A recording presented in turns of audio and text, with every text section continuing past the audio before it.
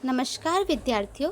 कक्षा 10 विषय सामाजिक विज्ञान पाठ 2, जिसमें विद्यार्थियों हमने पिछले वीडियोस में जो है जरी काम, धातु काम और काष्ठ कला के विषय में जानकारी प्राप्त की थी। अब हम यहाँ पे उसमें आगे जानकारी प्राप्त करेंगे। जड़ाऊ काम, अलंकार और जड़ाऊ काम की कला भारत की एक प्राचीन कला है। भारत के राजा, सम्राट, अन्य शासक और उस समय के श्रीमंत वगैरह जिन स्वर्ण अलंकारों को धारण करते थे उनमें हीरा, मोती, माणिक आदि प्रमुख थे। तो यहाँ पे हमें बताया गया है कि अलंकार और जो जड़ाऊ काम की कला है यह भारत की एक प्राचीन कला है। प्राचीन काल से ही भारत के जो लोग हैं वे लोग आभूषणों के शौकीन हैं, जिसकी वजह से जो है हमारे यहाँ पे जड़ाऊ काम वगैरह जो है इन सब का पूर्णतः विकास हुआ है। तो इस तरह से अलंकार यानी गहने और जड़ाऊ काम जो है इसकी कला भारत की यह जो है भारत की एक प्राचीन कला है। भारत के राजा, महाराजा, फिर जो शासक वगैरह जो है उस समय के जो श्रीमंत लोग थे यानी जो धनी और अमीर वर्ग के जो लोग थे वे जिन स्वर्ण अलंकारों को धारण करते थे उनमें हीरा, मोती, माणिक आदि जो है यह सब प्रमुख थे। इन कीमती रत्नों को गले का हार, बाजूबंद, कड़ा, मुकुट, माथबिंदी, अंगूठी, नथनी आदि में जड़ाकर पहनते थे। तो यह जो है यह सभी रत्न जो हीरा, मोती, माणिक वगैरह जो है वह लोग इन सभी जो है रत्नों को कीमती जो गहने वगैरह होते हैं, गले का हार जिसमें बाजूबंद वगैरह जो फिर कड़ा वगैरह, मुकुट, माथे की बिंदी, अंगूठी, नथनी वगैरह जो होते हैं इन सभी आभूषणों में जो है इन रत्नों का उपयोग करते थे। इन सभी आभूषणों में जो है इन रत्नों को जड़ाकर वे पहनते थे। विशेष निपुणता वाले कारीगरी ऐसे जड़ाऊ कला में सिद्धहस्त थे। राजस्थान का बीकानेर गहने के जड़ाऊ काम के लिए प्रसिद्ध है। तो इस तरह से हमें यहाँ पे बताया है कि विशेष निपुणता, कला कौशलता वाले जो कारीगर थे वे इस जड़ाऊ कला के लिए सिद्धहस्त थे और राजस्थान के जो बीकानेर में है गहने के जड़ाऊ काम के लिए प्रसिद्ध माना जाता है। तो इस तरह से हमने यहाँ पे जड़ाऊ काम के विषय में जानकारी प्राप्त की, जिसमें हमने देखा कि अलंकार और जड़ाऊ काम की जो कला है यह भारत की एक प्राचीन कला है और भारत के राजा, सम्राट, श्रीमंत लोग वगैरह जो है वे जिन स्वर्ण अलंकारों को धारण करते थे उनमें हीरा, मोती, माणिक आदि गहने थे और वे इन सभी रत्नों का जो है उपयोग कर गहने वगैरह जो होते हैं जैसे कि गले का हार, बाजूबंद, कड़ा, अंगूठी वगैरह है उन सभी में इन रत्नों को जो है जड़कर पहनते थे। और इस तरह से जो है राजस्थान का बीकानेर जो है वह गहने के जड़ाऊ काम के लिए प्रसिद्ध है। अब हम आगे देखेंगे अकीक काम।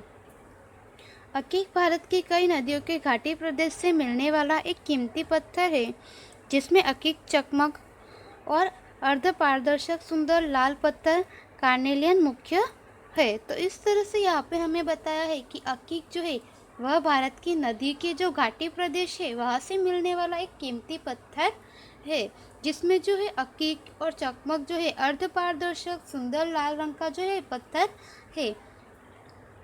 विशेष करके सिलिका मिश्रित नीले या सफ़ेद रंग कैल्सिडोनिक के पत्थरों को अकीक कहते हैं। तो यहाँ पे हमें बताया है कि अकीक किसे कहते हैं। तो जो सिलिका मिश्रित नीले या सफ़ेद रंग के कैल्सिडोनिक पत्थर है उन्हें हम अकीक कहते हैं।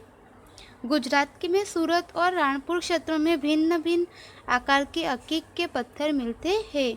अकीक के पत्थरों को अलंकार में जड़ाऊ काम के लिए खंभात भेजा जाता है।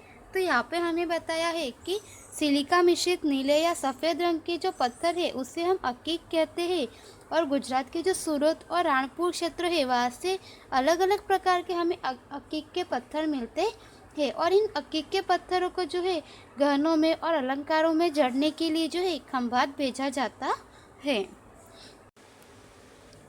खंभात के कारीगर अकीक के पत्थरों को तराशकर उन्हें विविध अलंकारों में जड़ाऊ योग्य बनाते हैं अथवा अकीक के पत्थरों की माला या मणका तैयार करते हैं। तो इस तरह से हमें यहाँ पे बताया है कि अकीक जो है वह नदियों या घाटी वाले प्रदेशों से मिलने वाला एक पत्थर है जो सुंदर लाल रंग का और अर्धपारदर्शक पत्थर है। और यह जो सिलिका मिश्रित नीले या सफ़ेद रंग के पत्थर है उसे हम अकीक कहते हैं। और गुजरात के सूरत और राणपुर क्षेत्रों में जो है विभिन्न प्रकार के हमें अकीक के पत्थर मिलते हैं। तो अकीक के पत्थरों को जो है अलंकार में जड़ाऊ काम के लिए जो है खंभात भेजा जाता है। और खंभात के जो कारीगर है वे लोग अकीक के पत्थरों को तराश कर विविध अलंकारों में जड़ाऊ योग्य बनाते है अथवा अकीक के पत्थरों की माला या मणका तैयार करते हैं। तो इस तरह से जो है हमने अकीक काम के विषय में जानकारी प्राप्त की।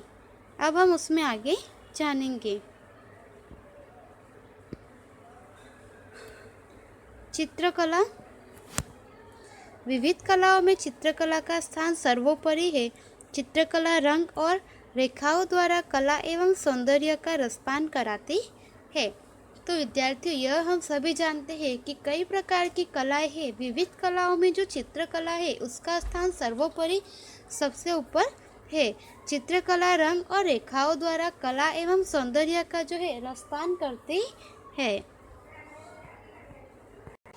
तो इस तरह से जो भी कलाएं हैं उन सभी में जो चित्रकला है वह स्थान उसका सर्वोपरि है। और जो चित्रकला है तो चित्र के माध्यम से लोग जो है वे सभी बातों को जो है दर्शा सकते हैं।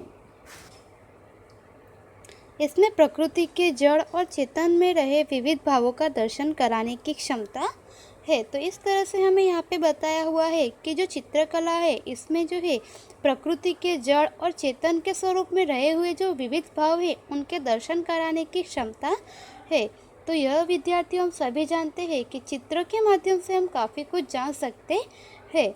तो चित्र के माध्यम से जो है हमें काफ़ी जानकारी भी प्राप्त होती है। और चित्रकला जो है यह विविध जो है भाषाओं वगैरह को दर्शाती है और विविध भावों को दर्शाती है।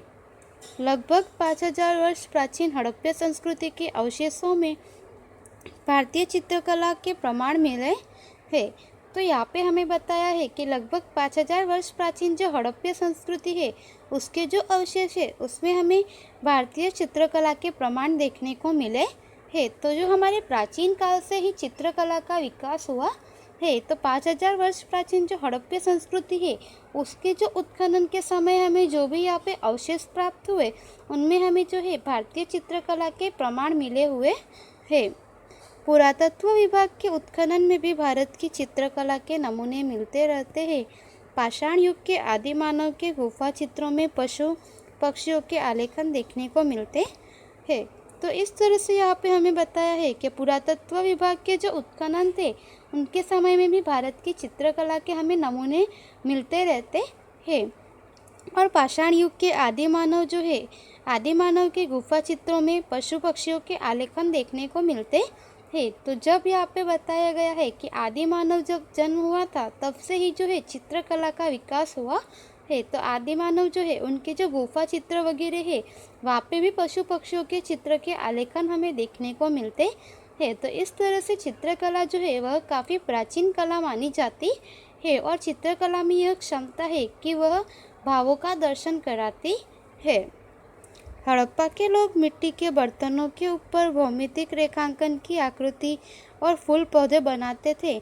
मध्य प्रदेश के हाथी, गेंडा, हिरण आदि के चित्र उल्लेखनीय है। तो इस तरह से यहाँ पे जो हड़प्पा संस्कृति है वे लोग मिट्टी के बर्तनों पर जो भौमितिक रेखांकन की आकृति और फल फूल के जो चित्र वगैरह होते हैं वे सभी बनाते थे। और मध्य प्रदेश के जो हाथी, गेंडा, हिरण आदि के जो चित्र है वह उल्लेखनीय है। तो मध्य प्रदेश में हमें काफ़ी जगह पर जो है हाथी, गेंडा, हिरण आदि जो है इन सभी के चित्र देखने को मिलते हैं जो उल्लेखनीय माने जाते हैं।